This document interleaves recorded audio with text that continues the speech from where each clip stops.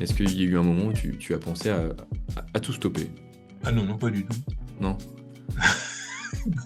Non, c'est pas prévu, ça. C'est mon environnement, quoi. Je veux dire, pas me couper de mon environnement, quelque chose que j'aime, quoi. Tous les jours, en Hmm. fait, c'est formidable ce que je fais. Bonjour à tous et à toutes, bienvenue sur le podcast Auto-entrepreneur. Dans cet épisode, nous allons discuter du cumul entre la micro-entreprise et la retraite. Mais cette fois-ci, je ne le fais pas seul, mais bien avec une personne qui le vit au quotidien. Cette personne, c'est Albert. Ancien expert comptable, il est désormais consultant. Il va nous expliquer pourquoi il a décidé de devenir micro-entrepreneur à 65 ans, qu'est-ce que ça lui apporte au quotidien, quelles sont les difficultés qu'il a pu rencontrer ou que d'autres entrepreneurs peuvent rencontrer. Nous aborderons aussi son rôle au sein de l'URSSAF. Il est président d'une commission qui permet d'attribuer des aides aux entrepreneurs en difficulté. Bref, un échange humain avec plein de conseils pour les futurs retraités qui aimeraient se lancer en micro-entreprise. Bonne écoute. Bonjour Albert. Bonjour, Romaric. Albert, il y a quelques semaines, j'accueillais Thomas, qui était le Benjamin de l'émission. Il Oui, cumulait micro-entreprise et études. Avec toi, on va voir quelque chose de totalement différent. Tu es retraité, oui, oui. tu es aussi micro-entrepreneur et tu as eu une riche carrière, une carrière très dense. Tu étais expert comptable. Peux-tu te présenter en quelques phrases, expliquer quel était ton parcours avant la retraite? Alors, mon parcours avant la retraite, en fait, j'ai été pendant 40 ans, j'ai été expert comptable. J'ai exercé ma profession en cabinet individuel, profession libérale, et j'avais trois collaboratrices avec moi qui m'ont accompagné. La plus ancienne a eu 30 ans d'ancienneté avec moi, la deuxième, elle a eu 26 ans, et la quatrième, 11 ans, et la troisième, 11 ans. Donc des D'accord, personnels fidèles, euh, compétents, enfin que j'ai formés moi-même, hein, en fait, hein, que j'ai formés moi-même avec mes méthodes, et bon, a priori, elles se sont bien plu, puisqu'elles sont restées longtemps. ouais. Pour moi, c'était quand même euh, un, euh, intéressant dans la mesure où je sais qu'il y a beaucoup de turnover dans les cabinets experts comptables. Les gens ils restent 2-3 ans, après ils s'en vont. Ben là, j'ai eu la chance d'avoir des gens qui étaient motivés, et puis avec lesquels je me suis très bien entendu. Donc, on Mhm. avait des réunions, enfin, on était très sérieux au niveau du travail. Et en plus, en dehors du travail, on fêtait les anniversaires, pour Noël, on faisait un petit truc. Voilà, il y avait toujours, j'essayais d'avoir comment dirais-je, une ambiance de travail qui soit pas que du travail, mais aussi un petit peu euh, de choses un peu en dehors qui permettent aux gens, disons, de discuter de choses auxquelles on ne parle pas quand on est salarié dans le travail, mais qui permettent de s'exprimer différemment. Qu'est-ce que tu as fait ce week-end, machin. Et voilà ce qui permet d'avoir une bonne attitude et puis une bonne compréhension les uns les autres, quoi. Et après, les relations dans le travail, elles sont plus simples, en fait.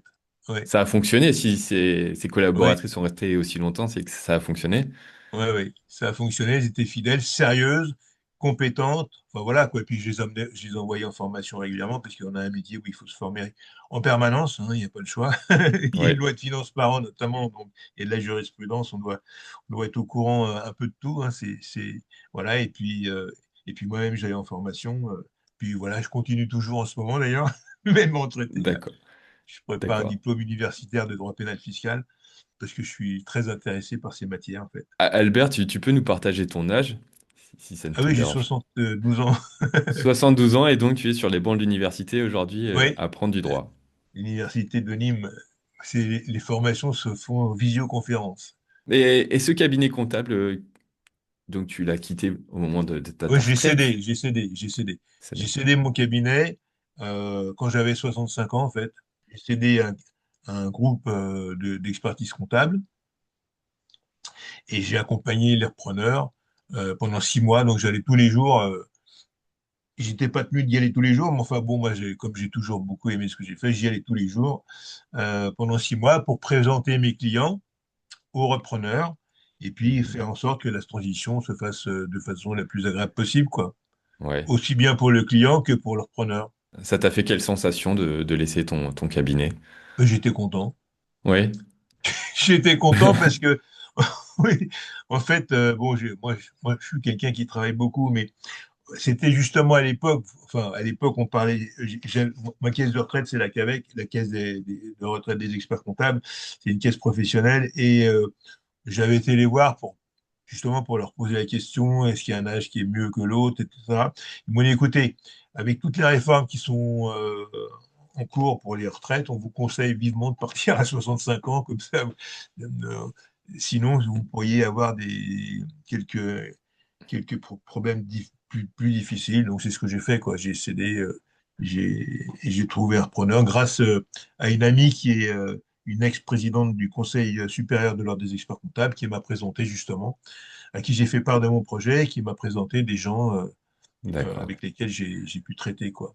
Et ces collaboratrices, elles ont pu rester dans le cabinet? Oui, oui, elles sont restées dans le cabinet. Alors, il y en a une qui est partie et l'autre qui est toujours là-bas, quoi. Parce que eux-mêmes se sont fait racheter. Vous voyez, c'est. Ah, ça a été vite alors. Oui, oui, oui, ça. C'est un monde où bah, les gens ils se regroupent maintenant hein, de plus en plus, Hmm. quoi. Alors voilà, quoi, il y a des opportunités qui sont intervenues. Mais en fait, là, elle est toujours sur place. D'ailleurs, j'ai toujours un petit contact avec elle, notamment au moment des fêtes, au moment de son anniversaire. Après la vente du cabinet comptable, tu as pris ta retraite à Oui, 65 ans et tu es devenu micro-entrepreneur. Est-ce que ça s'est fait tout de suite, la création de la micro-entreprise, ou il y a eu une ouais, en même petite temps, oui, pause? en même temps, en même temps. Bon, j'ai quand même un bon savoir. Je voulais rester dans le domaine, en fait, hein, et donc je me suis dit, tiens, c'est vrai qu'il y a les micro-entrepreneurs, ce serait pas mal que je puisse donner des consultations aux micro-entrepreneurs qui en ont besoin. Et donc, comment j'ai fait? Ben, écoute, je me suis inscrit, enfin, j'étais déjà dans plusieurs organismes, hein. J'interviens notamment à la Chambre de commerce et d'industrie de Paris, Mhm. j'interviens à l'ADI, Oui. j'interviens chez Force Femmes, j'interviens à la BGE, la boutique de gestion des entreprises, et notamment en faisant des ateliers tous les mois sur se lancer en micro-entreprise. Du reste, à chaque mois, j'ai à peu près 20-25 personnes qui sont là. Ça se passe en visio, voilà, qui suivent mon atelier, en fait, hein. C'est un D'accord. atelier qui dure 2 heures. Voilà, et les gens sont contents. Enfin, à la fin, j'envoie mon support. Et puis, bon, sur le support, ils ont mes coordonnées. Et après, s'ils le souhaitent, ils peuvent me contacter. Bien sûr, ils peuvent me contacter pour une consultation payante cette fois-ci Mhm. pour leurs problématiques particulières, quoi. Et donc, ça me D'accord. plaît bien parce que comme ça, je reste toujours en contact avec des gens. Alors, c'est des jeunes ou des moins jeunes ou même des retraités. Il y a de tout, Oui. mais il y a toujours les problèmes c'est toujours les mêmes problèmes, en fait, hein. C'est souvent la TVA, c'est beaucoup la TVA. La TVA, c'est très d'actualité en plus Oh là cette là. année, même ces derniers jours. Ah oui, oui, oui. Et puis, ça n'a pas fini encore, hein. C'est Oui. majoritairement des micro-entrepreneurs, tes clients ou les personnes que tu accompagnes? Oui, oui, oui, oui. Et alors, bon, il y en a qui sont micro-entrepreneurs et puis après qui changent, hein, qui évoluent. Et à ce Mhm. moment-là, je les envoie chez un confrère, puisque moi, je peux plus faire de comptabilité, puisque bah, je suis radié de l'ordre des experts comptables, hein. Ouais. Voilà, je me suis radié parce que sinon, il fallait que je paye la cotisation retraite encore, et donc ça ne me disait rien. Et donc, je les adresse à un cabinet, puisque là, il faut faire vraiment une comptabilité, quoi, ce qui n'est pas le cas pour les micro-entrepreneurs, où les obligations fiscales et comptables sont beaucoup plus souples. Ouais. Et donc là, c'est du conseil justement fiscal, un peu Oui. comptable sur comment faire une facture, peut-être que tu expliques. Oui, alors voilà, on aborde tout. Comment faire une facture? Qu'est-ce qu'on indique sur une facture? Quid de la TVA? Avec des petits rappels sur la responsabilité civile professionnelle à pas négliger. Les mentions obligatoires sur les factures. euh, Qu'est-ce que c'est qu'un assujetti à la TVA? Des questions de. Mais voilà, disons que je présente la chose de façon un peu très pratique en fait, hein. Mm. Enfin, j'expose mon sujet, après je leur pose des questions. Voilà, Ouais. donc ils me répondent, etc. Et je leur pose des questions justement pour bien qu'ils comprennent ce que je dis, quoi. Parce que des fois, le, on a une phrase simple, mais derrière se cache le contraire de la phrase, etc., etc. Et donc, ce qui fait que pour pouvoir appréhender un sujet, un texte, c'est bon d'avoir des exemples concrets qu'on n'a pas dans les livres ou qui sont pas Ouais. indiqués. Voilà. Et donc, comme je fais beaucoup de consultations, je les vois les problèmes que rencontrent les gens. Mm. Et voilà, donc j'axe un peu là-dessus, quoi, pour éviter que les gens enfin, fassent des bêtises ou fassent des choses qui n'étaient pas, qui étaient pas les plus opportunes et qui peuvent parfois coûter très cher. Ouais. C'est quoi l'erreur que tu as vue le plus souvent et justement qui peut coûter cher? Oh ben, c'est un truc tout simple, c'est par exemple, enfin bon, il y en a plusieurs, mais notamment ce que j'ai vu dernièrement, c'est quelqu'un qui avait démarré son activité au mois de décembre de l'année dernière. Elle avait Mhm. ouvert sa micro-entreprise. Elle était dans le, architecte d'intérieur. Elle avait déjà 20 000 euros de devis qui étaient signés, quoi, déjà. Voilà. Et donc, je lui ai donc, elle voulait un rendez-vous pour faire le point, que je lui explique un petit peu le fonctionnement de la micro. Et elle me dit, voilà, elle vient avec ses documents, son immatriculation. Elle me dit, voilà, j'ai un dossier, un client qui m'a fait un chèque de 4 000 euros, je vais remettre la semaine prochaine à la banque. Et là, je lui explique comment marche la TVA. Si vous remettez le chèque de 4 000 euros au mois de décembre, vous savez qu'il y a une règle du prorata en matière de Mhm. TVA, c'est-à-dire qu'on regarde ce que ça fait sur l'année, quoi. Et donc, 4 000 euros sur le mois de décembre, si on extrapole et on dit sur une année, ça fait combien? Ça fait 48 000. Donc, vous dépassez le seuil de franchise. Donc, hop, au 1er janvier, déjà dans quelques jours, vous êtes obligé enfin, vous êtes être redevable de la TVA et obligé de facturer la TVA, ce qui l'a rendu complètement folle. Eh oui. Donc, il dit, vous inquiétez pas, vous allez rendre le chèque à votre client, vous lui demanderez qu'il vous fasse un chèque au mois de décembre et un chèque au mois de janvier, Mhm. pour éviter ce problème. Et vous voyez, ça, c'est un conseil qui a duré 2 minutes, quoi. Enfin, bien, ce que je vous ai Ouais. expliqué, ça ne dure pas longtemps, mais ça lui a économisé 4 000 euros, puisque 20 000 euros de devis à 20%, ça fait 4 000. Sinon, elle aurait été amenée à payer cette somme, quoi. C'est Ouais. une erreur. Les gens ne le voient pas, ça. Et puis, ils ont le Ouais. nez dans le guidon, ils sont contents, machin, ils lancent leur truc, ils ont des clients, ils vont prospecter. Mais là, il y a des trucs, voilà, c'est un piège, quoi, en fait. Ouais, c'est vrai que le prorata pour les personnes qui commencent leur activité en fin d'année, c'est quelque chose qu'il faut vraiment regarder. Eh oui, oui. Et c'est pour ça aussi qu'il y a beaucoup de personnes qui ouvrent leur micro-entreprise début janvier plutôt qu'en décembre ou novembre. Oui, oui, c'est ça, oui, oui, oui. Albert, nous allons passer au cœur du sujet, ce quotidien de retraités et micro-entrepreneurs, pour justement donner peut-être des idées ou des réponses aux personnes qui aimeraient se lancer, qui s'approchent de la retraite ou qui sont peut-être déjà à la retraite. Tu es vraiment très actif pour un Oui, retraité, oui, oui. que ce soit la micro-entreprise, le bénévolat. Comment tu organises ton temps? Tu es limite, tu as limite plus d'activités que certaines personnes qui sont pas encore à la retraite, qui sont actifs mais avant la retraite. Alors, mon temps, en fait, il est organisé comme ça, en fonction déjà des ateliers que j'organise au sein des différentes associations auprès desquelles j'interviens, notamment donc la DIF, Force Femmes, etc. En fait, j'ai un atelier par mois. J'ai un atelier par mois. Et donc, j'ai déjà, ça me planifie un petit peu mon calendrier. Après, bon, j'interviens aussi à l'URSSAF, donc ça me prend aussi du temps. Hein. L'URSSAF, c'est 2 fois par mois. Mhm. Et ensuite, à la commission d'action sociale et sanitaire et sociale. Et puis après, bon, bah, j'ai mes cours. J'ai mes cours d'étudiants, si je peux dire. Ça, Donc, ça j'ai prend les combien de cours. temps, ça, à peu près? Les cours, c'est 6 heures par mois. C'est le vendredi après-midi et puis samedi matin. Puis après, il faut les travailler, les cours. Hmm. Qu'est-ce qui t'a poussé à reprendre les études? J'ai toujours aimé alors voilà, c'est tout simple, c'est que j'ai toujours aimé la matière pénale fiscale. Mais en fait, il y avait, alors moi dans mon métier, j'ai jamais tellement pu pratiquer. Pourquoi? Parce que nous, en fait, en tant qu'experts comptables, euh, quand, enfin, quand on parle du pénal, c'est que les choses sont commencent à être un peu fantaisistes. Et Hmm. donc, en fait, quand j'avais un client, j'ai eu plusieurs clients comme ça qui commençaient à faire des choses un peu audacieuses, eh ben, d'abord, je leur envoyais une lettre recommandée, je leur ai laissé 15 jours pour qu'ils reviennent dans le droit chemin, si je peux dire, et puis au bout de 15 jours, si ce n'était pas le cas, eh ben, je démissionnais de la mission. Donc nous, le pénal, on n'a jamais été tellement confronté parce qu'on sait toujours, enfin, déontologiquement, il a une obligation, c'est si on sent qu'il y a, et si on découvre qu'il y a des anomalies qui peuvent amener au pénal, on prévient le client, et si le client vraiment il veut continuer, donc ben, on s'en sépare, sinon on devient Oui. complice du fraudeur, ça s'appelle comme ça, et puis à ce moment-là, on a tous les problèmes quoi, de la terre qui arrive. Quoi.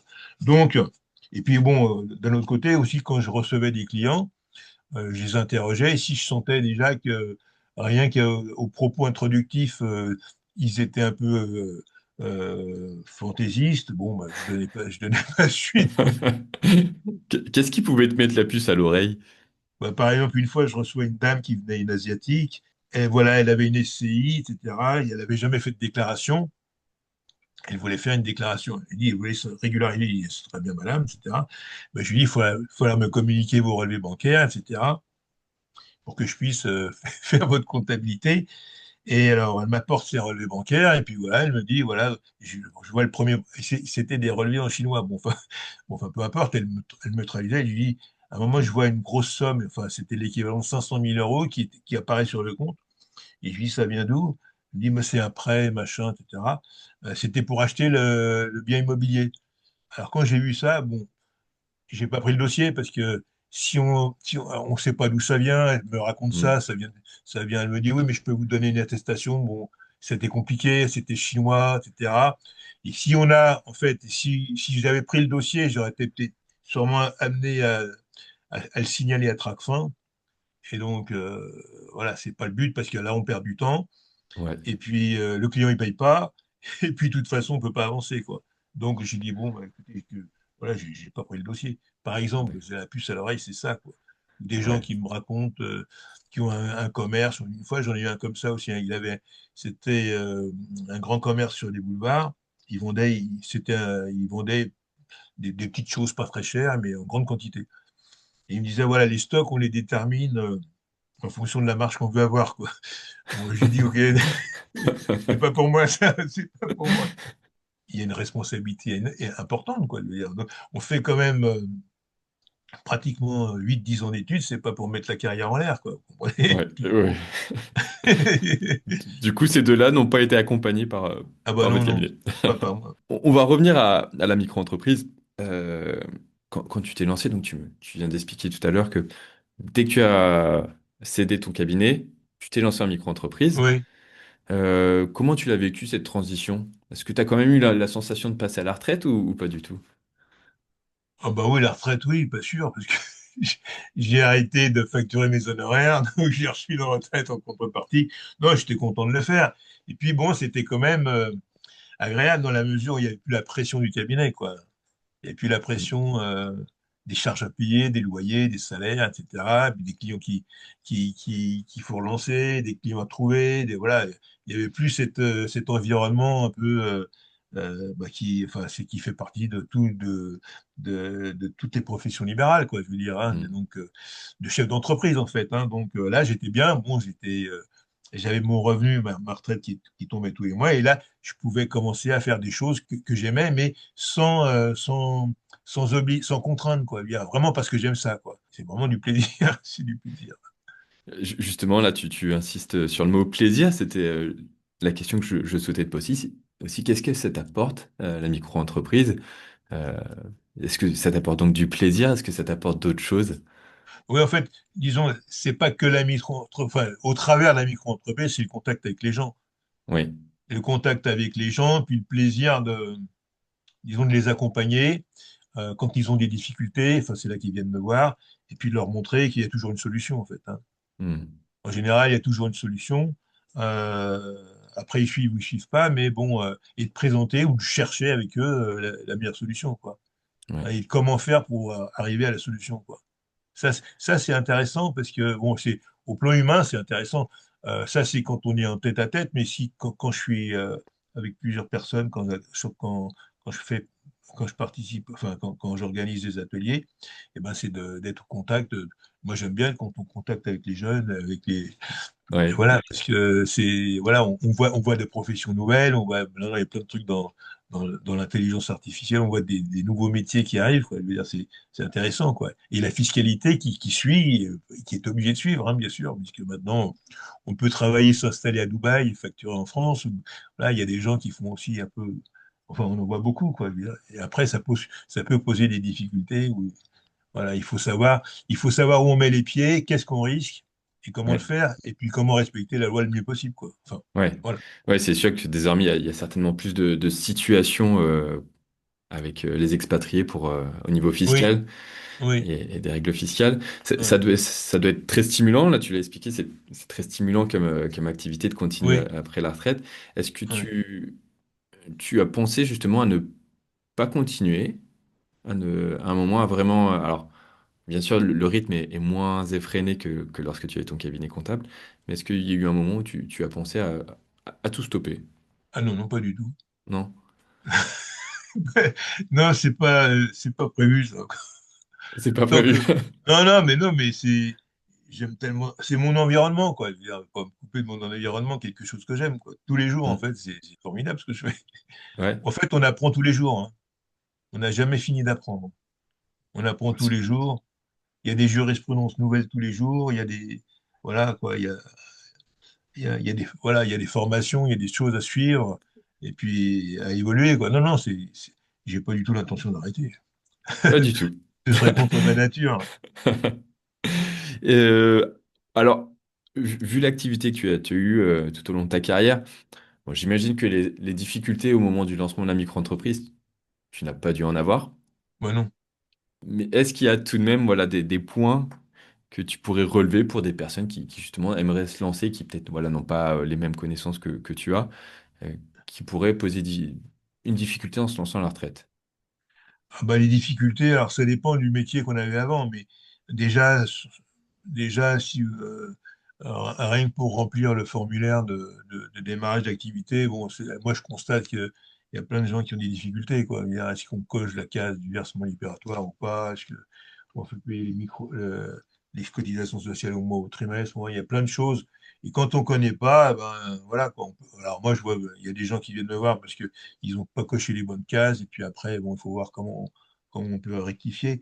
Mais les difficultés, on les a à tous les stades. Et puis après, comment faire une facture. Enfin bon, c'est des trucs de base, quoi, je veux dire. Mais il y en a qui savent pas, il y en a qui marquent des trucs qu'il faut pas marquer, il y en a qui Mm. marquent des mentions parce qu'ils ont vu ça chez un ami, et un copie pareil. Donc voilà, quoi.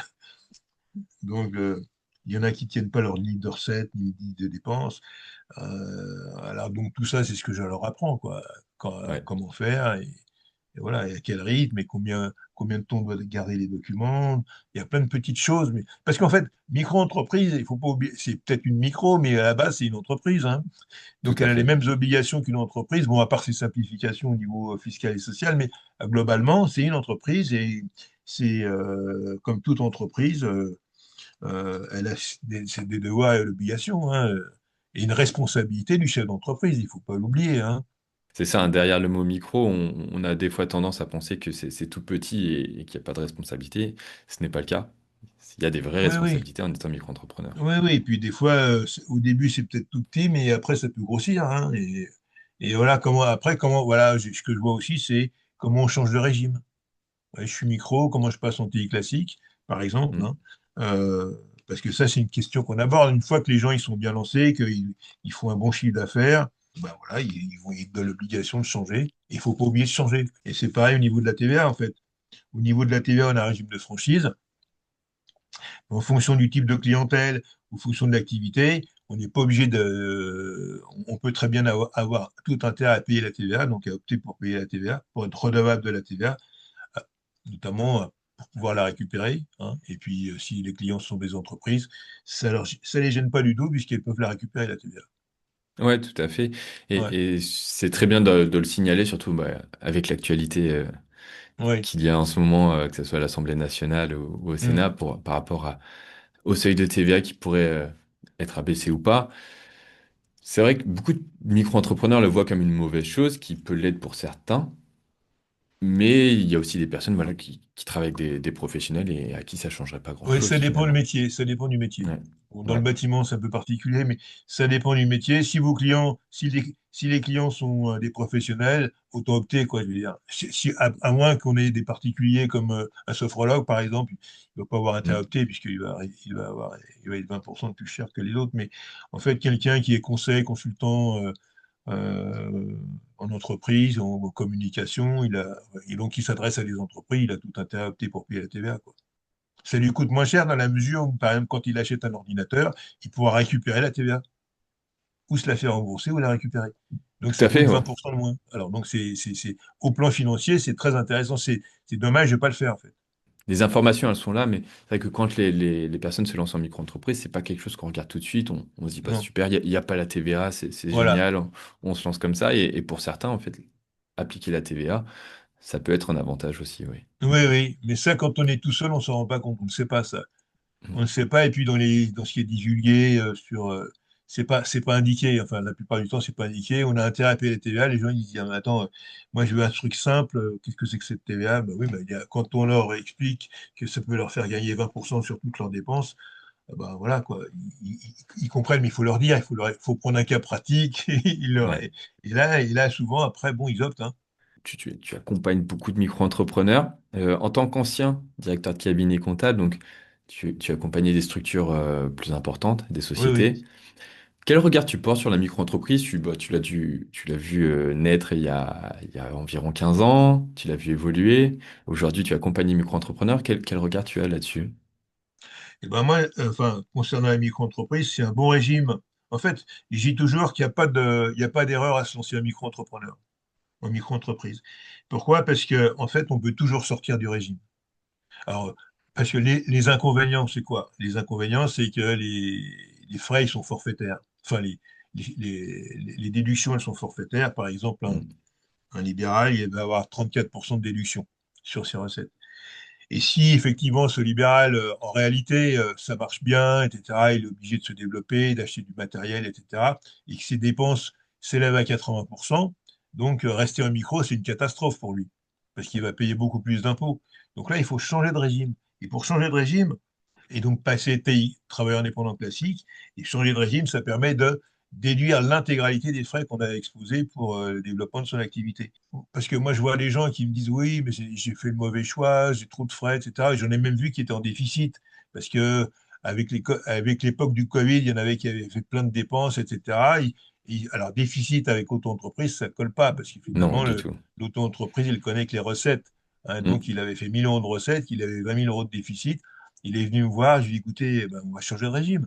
On va changer de régime, je vais vous faire passer, on va faire une déclaration 2035, on fait des déclarations qui est dédiée aux professions libérales.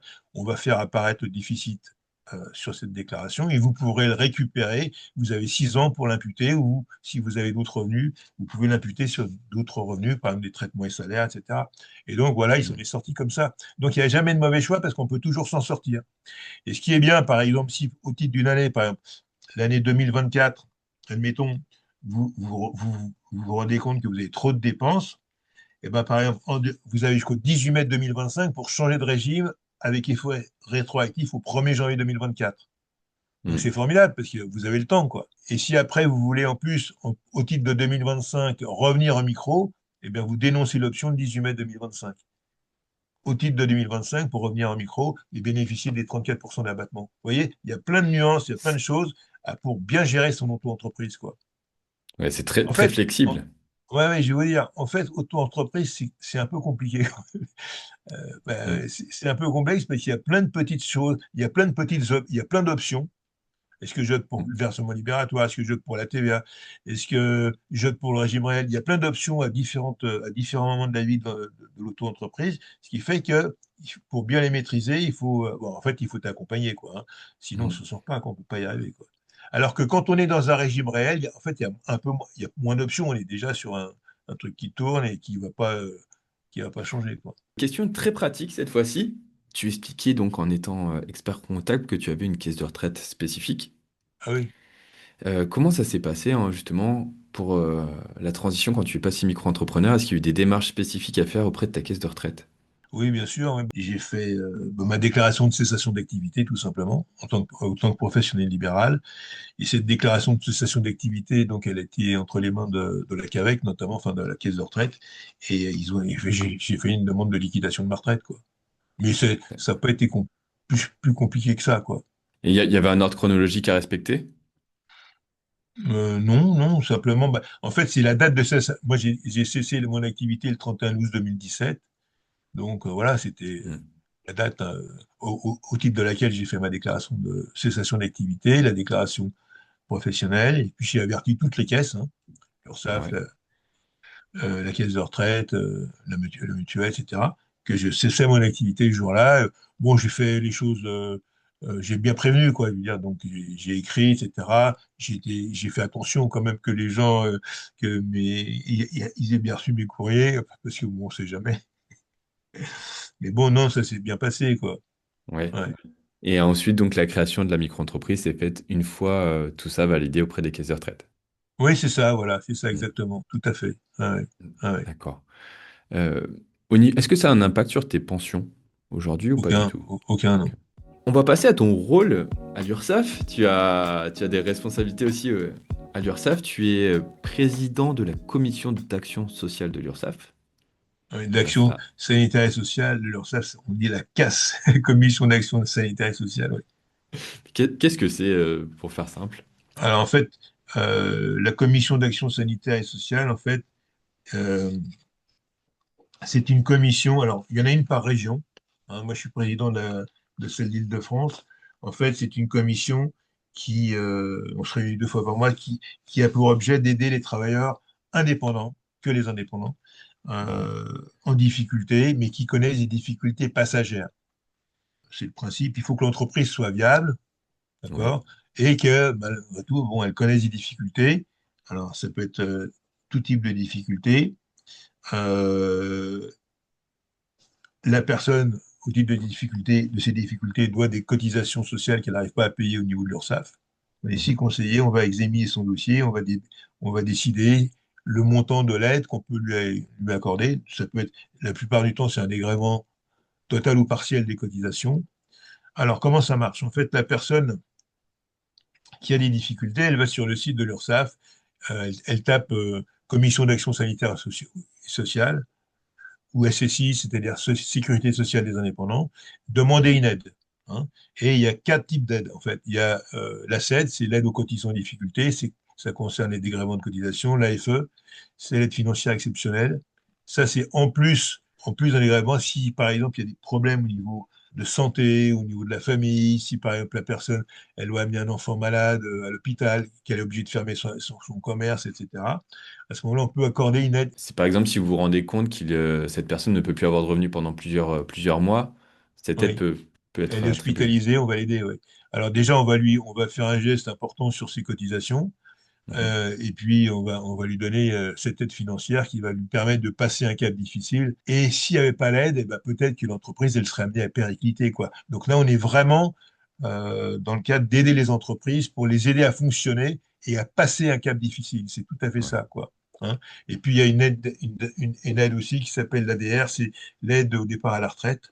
Ça, c'est une aide de 10 000 euros qui est donnée aux travailleurs indépendants qui partent en retraite, mais à condition qu'il n'ait pas été imposable à l'impôt sur le revenu au titre des 2 dernières années, quoi. Bon, il y a des gens comme ça, et D'accord. ça leur permet aussi d'avoir un revenu complémentaire au moment de partir à la retraite. Ce dossier nous est présenté par les agents de l'URSSAF de façon anonyme, d'accord?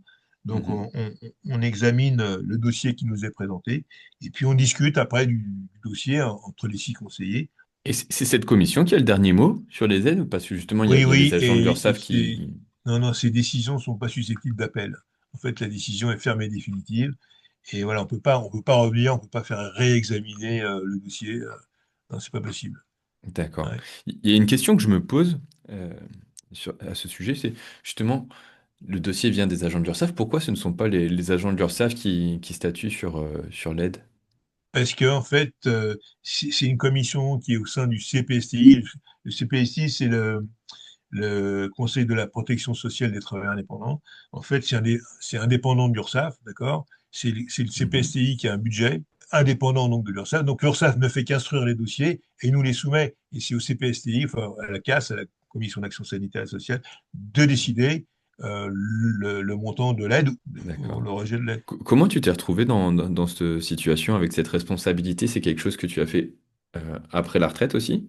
Alors en fait, là, c'est très curieux, en fait, parce que j'avais fréquenté la Fédération nationale, la FNAE, la Fédération Mhm. nationale des auto-entrepreneurs. Ils m'ont proposé la présidence, en fait. Est-ce que ça t'intéresserait, etc. Bon, moi, je connaissais pas grand-chose. Ils disaient, est-ce que, à quoi ça m'engage, etc. Et puis c'est comme ça que je me suis retrouvé enfin, que j'ai été élu président, quoi. C'est un super challenge. Alors, on est en plein dans l'humain et puis en plein dans le social, quoi, parce que des fois, on voit des cas tellement difficiles que même, alors, parce qu'on a, en principe, on a un référentiel qui nous dit comment attribuer les aides, qui nous donne les règles à suivre. Mhm. Et des fois, en fait, comme la commission est souveraine, et des fois, les gens, ils rentrent pas dans les cordes, ils rentrent pas dans les règles. Par exemple, la boîte, elle est plus viable. C'était évident, mais le type, il a fait un infarctus, il est à l'hôpital, etc. Bon, c'est des fois des situations extrêmement graves, quoi. Et donc, malgré le fait que ça rentre pas pile poil dans le référentiel, on va quand même l'aider, quoi. On sent vraiment qu'on fait du bien, quoi. Est-ce que tu as l'impression que cette aide, elle est bien connue? Non. Est-ce que... Non? Non, non, non, non. Elle n'est pas bien connue. Alors, moi, j'ai fait faire. Alors, elle n'est pas bien connue. Bon, alors, déjà, les gens de par l'antériorité, ils ont un mauvais sentiment vis-à-vis de l'URSSAF. Mais parce que l'URSSAF, ils vont leur faire déposer le bilan, ils vont réclamer les cotisations. En fait, Ouais. ça, c'était, disons, l'image antérieure, quoi. Aujourd'hui, l'URSSAF n'est pas du tout. Est pas du tout dans cet état d'esprit. L'URSSAF va chercher des fois des cotisants, enfin, va aider les gens, en fait. L'URSSAF est Mm. là vraiment pour aider les gens. Elle fait des appels, elle dit est-ce que vous n'avez pas besoin d'une aide, etc. Les gens, des fois, Ah ils oui, sont ça va très même dans surpris. ce Oui, oui, oui, sens. c'est des appels sortants. Et alors, il y a des Mhm. gens qui disent non, non, moi, j'ai besoin de rien, etc. Parce qu'ils ont toujours cette crainte. Et puis, il y en a d'autres qui disent écoutez, vous allez souscrire un formulaire et puis on va examiner votre cas. Le dossier revient, donc là, on sait que c'est un appel sortant, et puis on l'examine, et puis souvent, on accorde une aide, quoi. Enfin, la plupart du temps, on accorde une aide, quoi, je veux dire. Ouais. Mais, ouais, donc c'est pour montrer à quel point l'URSSAF a un point positif euh, pour se rapprocher des entreprises et Ouais. aider les entreprises, hein. J'allais dire, c'est pratiquement un partenaire, l'URSSAF, hein. C'est plus du tout l'image qu'on avait antérieurement, Tu expliquais tout à l'heure que tu ne te voyais pas arrêter hein. la Non, non. micro-entreprise.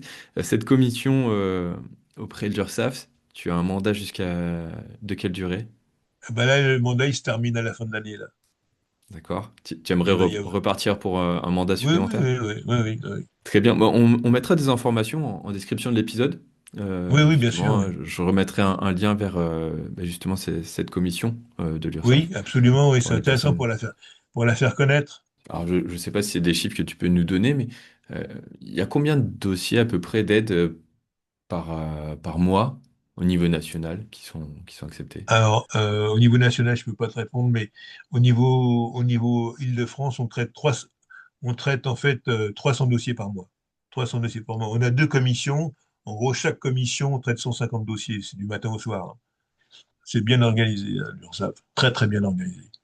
Merci d'avoir mis la lumière sur cette aide, en tout cas. Je t'en prie. Et Bah oui, c'est Albert, bien. S'il y a des gens à qui ça peut servir, c'est idéal, quoi. voilà, donc tu auras doublement aidé les entrepreneurs lors de cette interview. Donc, les retraités qui voudraient se lancer, Oui, tu leur oui, as montré que bah, c'est possible et que en plus tu as bien l'air de sûr. prendre vraiment beaucoup de plaisir à le faire. Oui, oui. Et puis ben, justement, les entrepreneurs qui peuvent avoir des difficultés financières, je le répète, on mettra en description Oui, c'est comment très bien. se renseigner sur ce point-là. J'ai une dernière question pour Hmm. terminer cette interview. Quel conseil justement tu donnerais à un retraité ou un futur retraité qui hésite à se lancer en micro-entreprise? Qui hésite bah, d'abord d'avoir un entretien avec quelqu'un comme moi, par exemple, ou de se renseigner, d'avoir un dialogue, qu'on voit si c'est effectivement de présenter les avantages, les inconvénients, hein. Et puis après, qu'est-ce qu'on risque à se lancer, hein? On risque rien du tout à se lancer, c'est juste remplir un formulaire. Et puis, s'il veut arrêter, il arrête quand il veut. Donc, c'est comme, on est libre, en fait. Et il n'y a pas de déclaration fiscale à faire, il n'y a pas de liasse fiscale, il n'y a pas de bilan. Donc, c'est tout simple, quoi. Je veux dire, il y a pas de... Donc, on peut la relancer, on regarde ce que ça donne, ça marche tant mieux. Si on veut l'arrêter, on l'arrête. Merci beaucoup, Albert, pour tous ces De conseils. rien, Romaric. J'espère que ça inspirera des retraités ou des futurs retraités à passer le pas, que ça les rassurera dans ces démarches. Oui, oui, bien sûr. Et puis j'espère pour toi que tu auras un nouveau mandat auprès de l'URSSAF et que Oui, tu oui, prendras toujours merci. autant de plaisir Merci. et aussi que tu auras ton diplôme en droit. Ah oui, oui, c'est vrai, c'est moi de mai, ça. Au revoir, Albert. Allez, au revoir et bonne journée, hein. Vous l'avez entendu, Albert, 72 ans, est micro-entrepreneur, bénévole, il est même étudiant et il n'a pas envie de s'arrêter.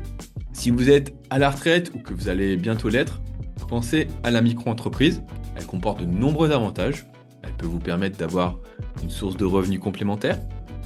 Mais comme Albert, le principal, c'est vraiment que ça peut vous apporter de la satisfaction au quotidien avec toujours de l'activité, toujours du lien social. Vous allez pouvoir partager votre expérience, votre vécu que vous avez eu tout au long de votre carrière.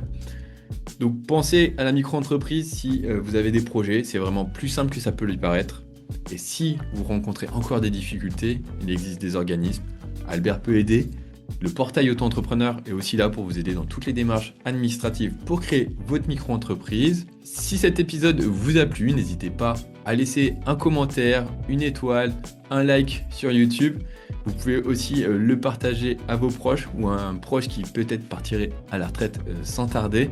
Cette interview d'Albert marque la fin de la série sur le cumul de situations avec la micro-entreprise, mais on se retrouve tout de même pour de nouveaux épisodes du podcast Auto-entrepreneur très bientôt.